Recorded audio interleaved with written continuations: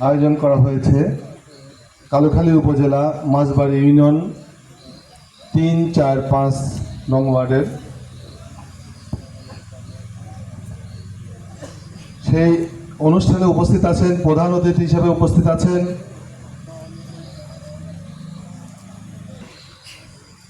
আছেন বীর মুক্তিযোদ্ধা আবুল হোসেন খান, উপস্থিত আছেন কে এম আইনুল হাবিব ভাই, উপস্থিত আছেন সূর্য আলী মুন্সি ভাই, উপস্থিত আছেন বাচ্চু ভাই, সত্তার ভাই, আমার এই অনুষ্ঠানের সভাপতি মইনুল ভাই সহ আমার সামনে উপবিষ্ট সর্বস্তরের নেতাকর্মীরা সবাইকে আমার এই বিজয় র্যালির সংগ্রামী সালাম ও শুভেচ্ছা। আজ থেকে 47 বছর আগে এই দল, বাংলাদেশ জাতীয়তাবাদী দল প্রতিষ্ঠা করেছিল শহীদ প্রেসিডেন্ট জিয়াউর রহমান। তিনি সেই সময় বুঝতে পেরেছিলেন এই দেশের মানুষের জন্য কাজ করবার জন্য একটা জাতীয়তাবাদী ধারার একটা দল গঠন করার প্রয়োজন মনে করেছিলেন। তার ইচ্ছাতেই এই বাংলাদেশ জাতীয়তাবাদী দল গঠিত হয়েছিল। তিনি এই দল গঠিত করেছিলেন বিধায় এই বাংলাদেশে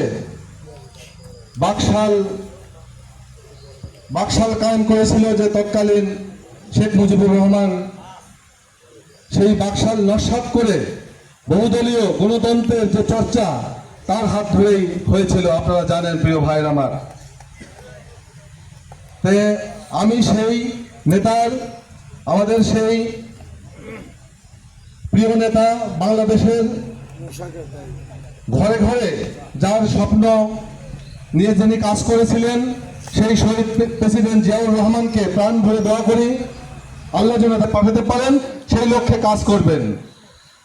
তা আপনারা কাজ করবেন যাতে বাংলাদেশ জাতীয়তাবাদী দলের নেতাকর্মীরা মানুষের মাঝে তাদের ভালো আচরণ, ভালো ব্যবহার, তাদের কর্ম দিয়ে মানুষের মন জয় করতে যারা দল করি বা এই মঞ্চে যারা আছে, তারা কি মনে হয় আপনারা তো চিনেন সবাইকে, তাই না?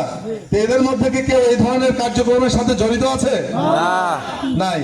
কিন্তু এই আসনে আরো কেউ না কেউ মানে চায় যে তারা মনোনয়নের আশা করে, কিন্তু আপনারা জানেন প্রিয় নেতাকর্মীরা, আপনারা জানেন তাদের ভিডিও ভাইরাল হয় এবং কেন্দ্র পর্যন্ত জানে। আমাদের নেতা দেশনায়ক তারেক রহমানও কিন্তু জানে।